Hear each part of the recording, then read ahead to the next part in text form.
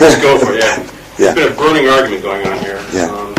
in regard to your direction and your approach to the music. He was saying that it wouldn't be possible for you to come out with a Changes 3 because the hit songs from Let's Dance On really don't feature any sort of a change. No, they don't. They're still, up until Tin Machine, they stayed very much in the area of the Let's Dance world. I'm not sure how much of that was choice or recording in a fashion that I hadn't done before, which was taking into consideration the previous album, which is not usually what I had done up until the Tonight album. I think the songs themselves on the Tonight album and Never Let Me Down, I wished now that I'd done them with different arrangements. I don't think he looks at it that musically, though.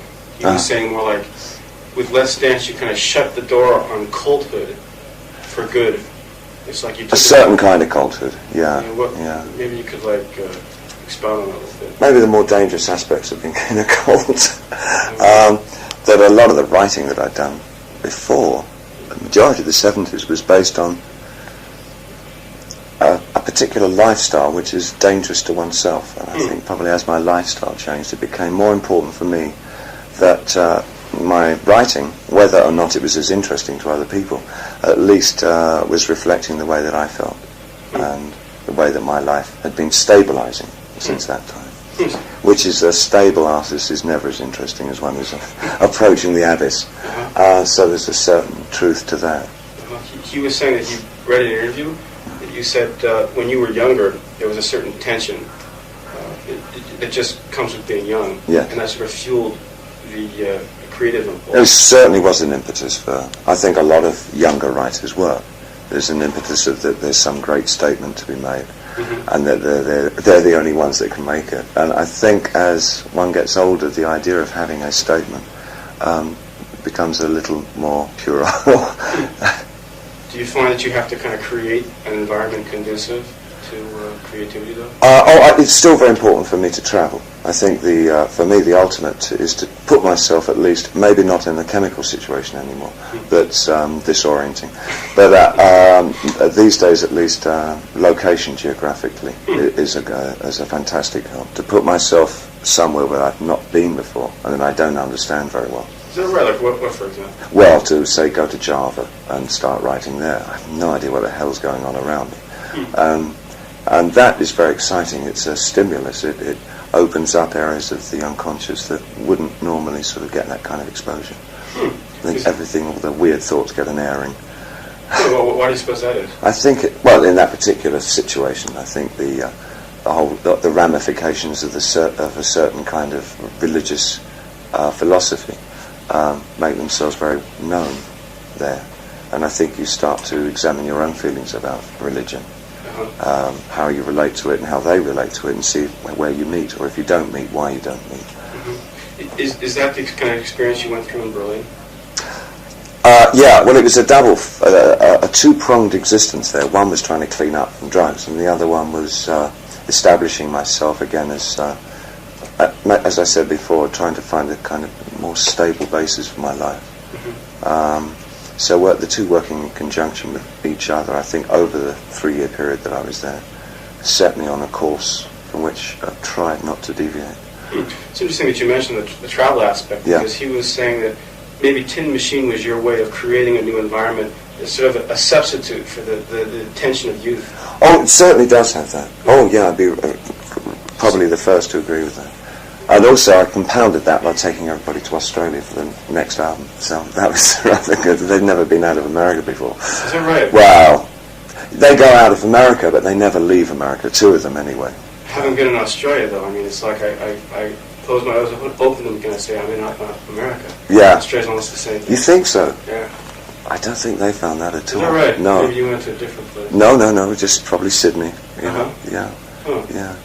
For me, myself, it feels very much like early England, like 50s or 60s England. Is that right? Huh.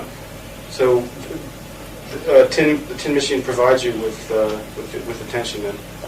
Yeah, and it also, I'm in an area now where they're taking as it's a very much a four-piece band, a lot of the responsibility for the decisions that are made are no longer mine, which is also a challenge because I have to go with decisions that aren't mine, which is an interesting way for me to work because I'm not used to doing that. So it can be a question where I've got to sometimes zip my mouth because I'm of another opinion. But I can't lay down the law in this band. Is Tin Machine getting the job done for you, or are you kind of putting up with the way things are in hopes that there's something bigger and better around the corner? No, I'm actually just completely happy with the process of being in the band. That's the ultimate for me. Is the excitement of the process is what it's about. And I think that's the aim of the band, is the actual work that we're doing at hand today, and the recording of it, and then the playing live. And I think once that starts to dissipate, we all are of the same opinion that that's when the band should probably break up. We don't expect a band to keep going for 15 albums. I can't believe that bands like the Stones can stay together for that long. That's quite incredible. But there again, they have a much stronger, cohesive foundation. It really is a blues roots. There's one particular order of the day for them, and they kind of follow that line. Whereas I think Machine are more content to play around with music. It reminds me of one other important point he was making here in the questions, and that's your identity as an artist. In fact, he does mention the Stones here, and everybody knows who they are, and nobody really wants them to change.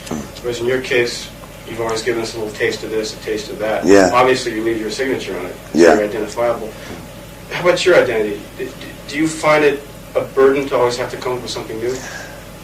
No, because it wasn't a question of trying to come up with something new. It was a question of I was interested in new things all the time.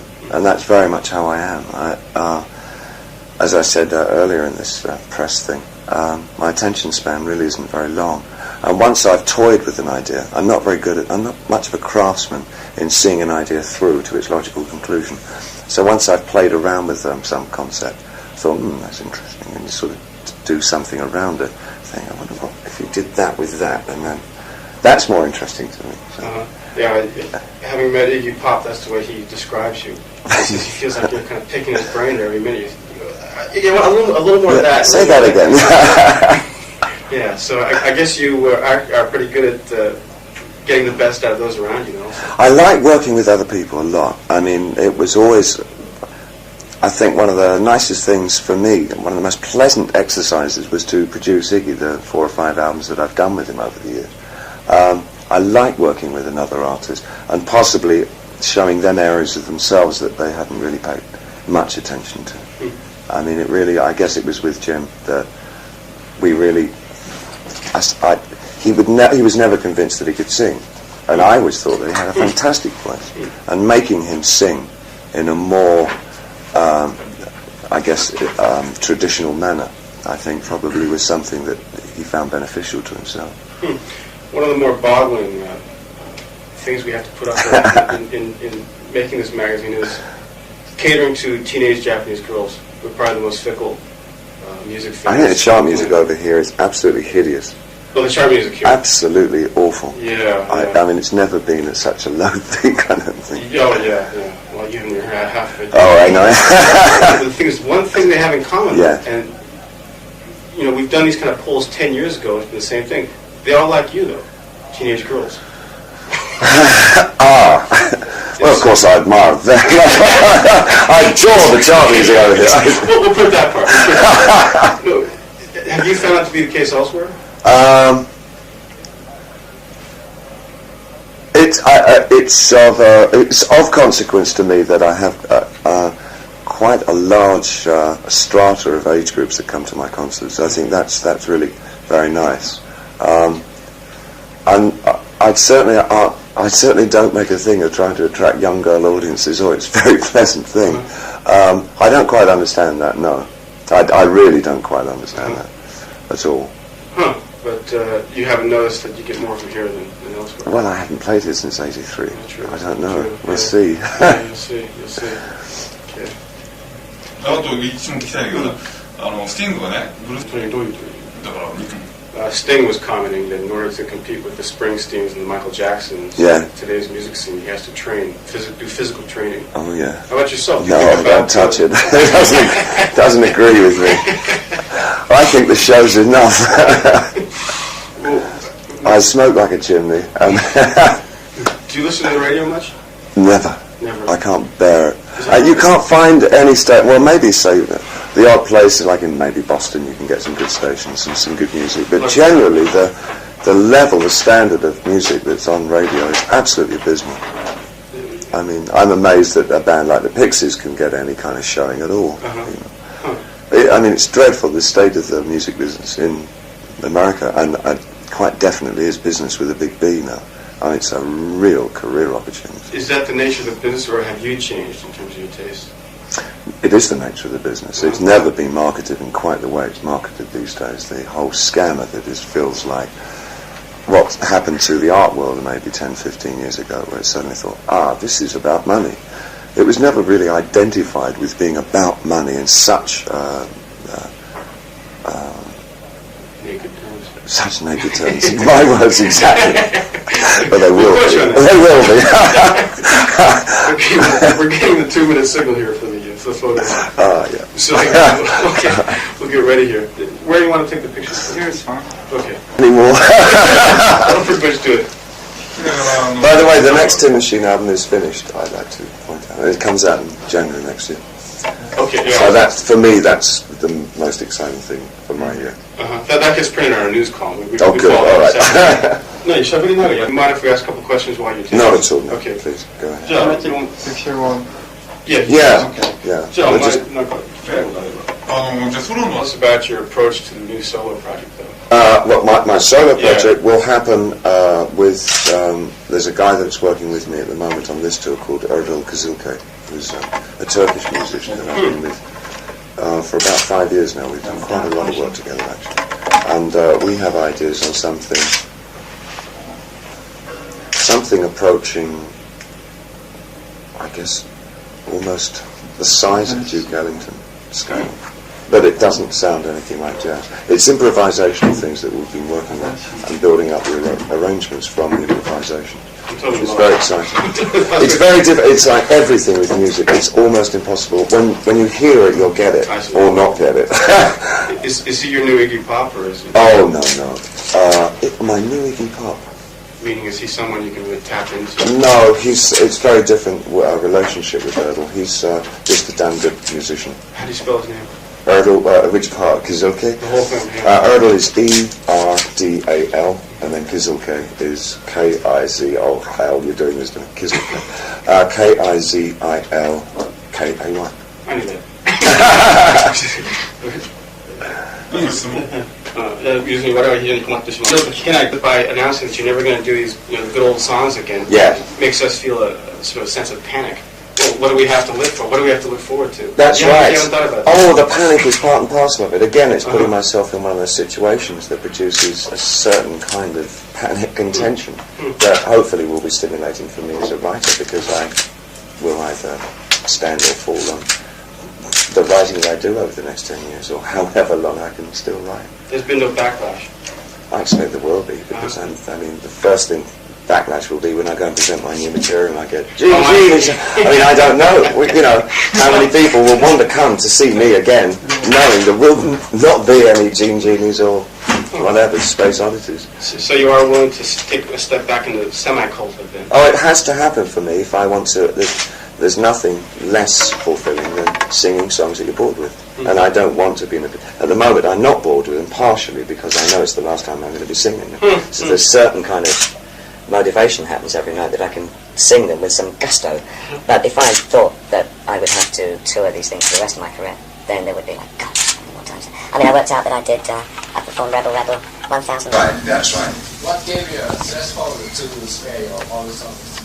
I think the reason that I had to do this is that I didn't want to find that in a few years' time I'm still going out and doing tours with the same old songs. I thought it was time to stop and start with new songs.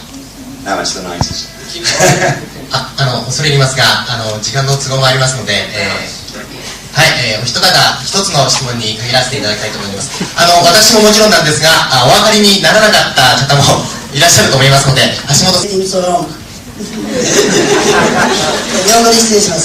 Well, as you might know well, this year the Berlin Walls have been turned down. That historical fact has been influenced to your song somehow, and also the sort of relation with Russia, the new sort of political situation has been changed. Those two things have been. I don't quite understand.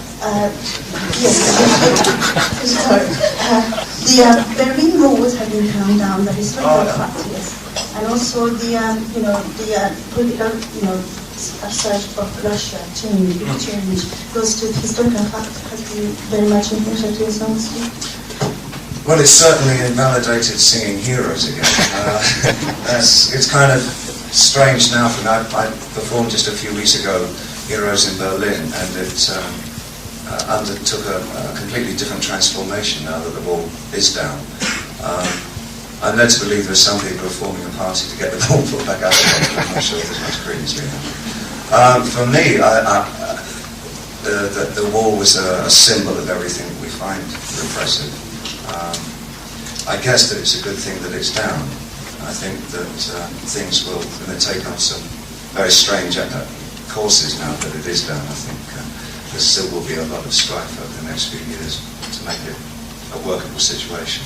But I'm sure, optimistically, it will work in the end. Not very profound, I know, but it's all I can do at this time of the day. It's a long flight.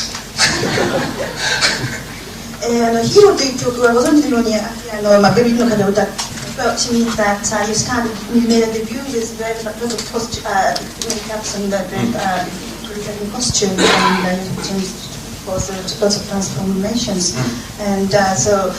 ご質問の方は What motivated? What's the motivation? The motivation to change. Very short attention span on my part. I get bored with ideas very quickly. And I was really impressed by acting in the movie Christmas Mr. Roberts. And I really think you're really talented. That's very nice of you. And I'm planning to keep talking. Are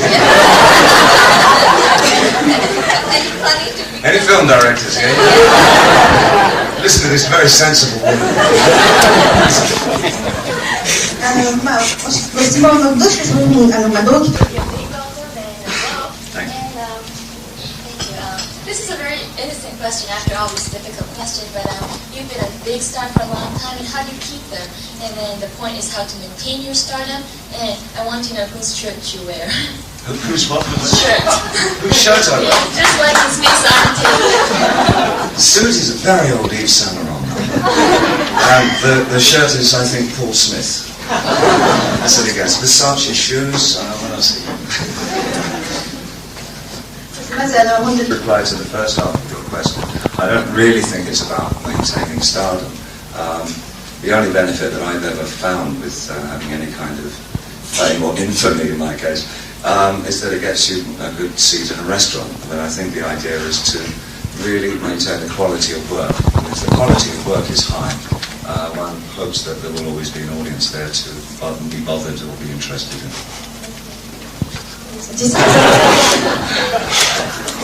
Well, he read us in some article that you mentioned in London that most important song for you is Rock and Roll Suicide. But however, he found that you didn't sing a song in London Arena in June concert. On the second day, you didn't sing the Alabama No, you didn't sing the John, I'm Only Dancing. None of them you didn't sing. And but he was very disappointed that you ended the last song, Alabama song. I'm sorry, Modern Love. And he thinks that it's disappointing because he doesn't believe in love at all. I think I would cautiously align myself with that gentleman's opinion on the last subject. Just going to have a quick look here. ちょっとソングリストを見てみたいと思います。So, do you want me to do Alabama Moon in Tokyo? What were the other two? John and Dancing and... How about Rock and Roll Suicide? Rock and Roll Suicide. It's in pink here, that means... I've got the songs that are really wanted in Japan, and I'm doing them all. And Rock and Roll Suicide is in there. So Starman.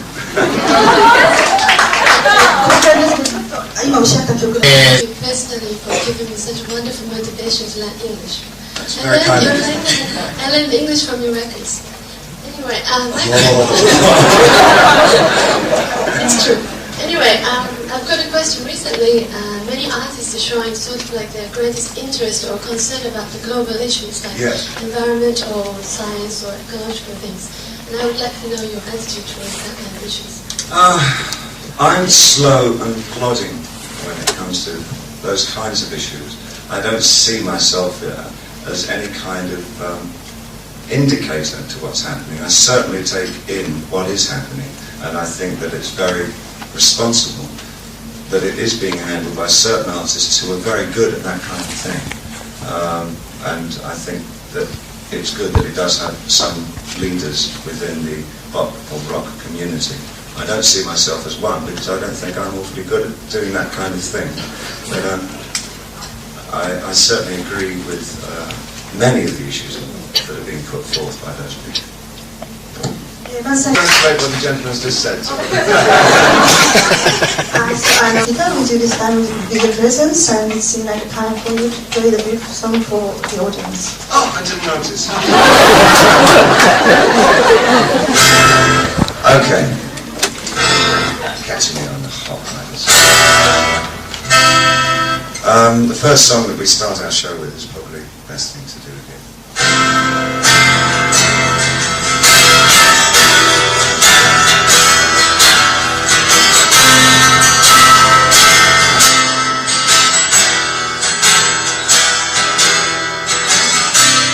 Round control to Major Tom.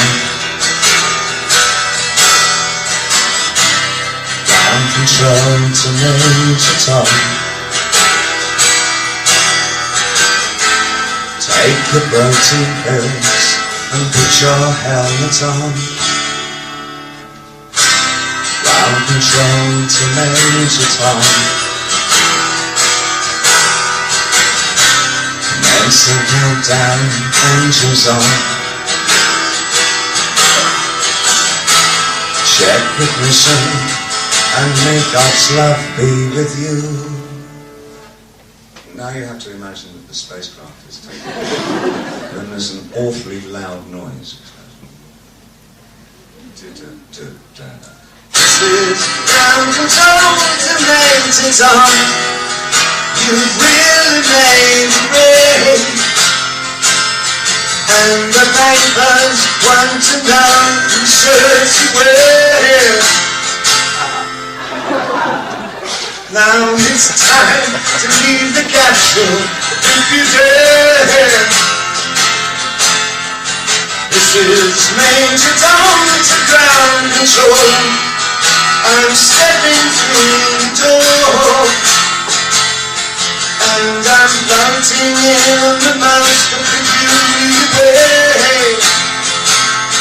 And the stars look very different today. For here am I sitting in my chariot, above the world. Planet Earth is blue, and there's nothing I can do.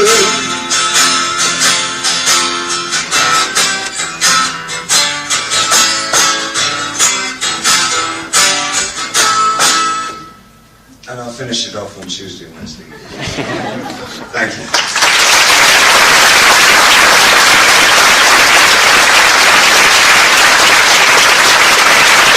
Thank you very much. It's great to be here.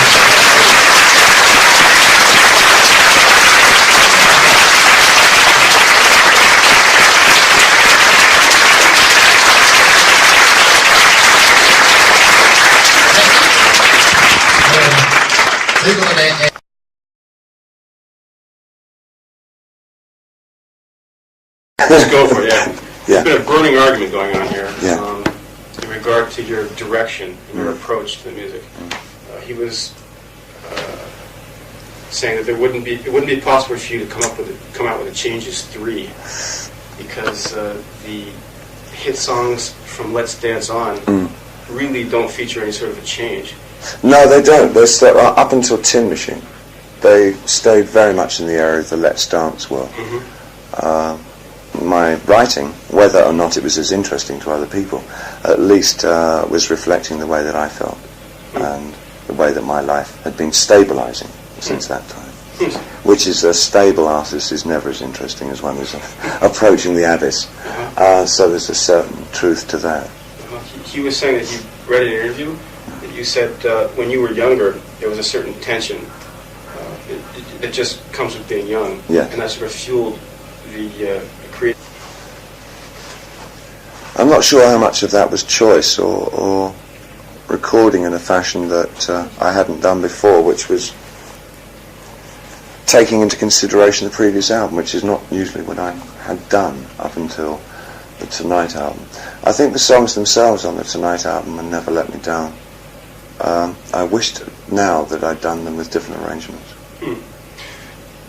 I don't think he looks at it that musically, though. He was saying more like it certainly was an impetus for, I think a lot of younger writers were. There's an impetus of that there's some great statement to be made, and that they're the only ones that can make it. And I think as one gets older, the idea of having a statement becomes a little more puerile. Do you find that you have to kind of create an environment conducive to creativity, though? It's still very important for me to travel. I think for me the ultimate. Like, with Let's Dance, you kind of shut the door on culthood for good.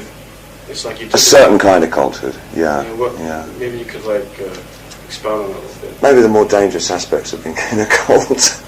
That a lot of the writing that I'd done before, the majority of the 70s, was based on a particular lifestyle which is dangerous to oneself. And I think probably as my lifestyle changed, it became more important for me that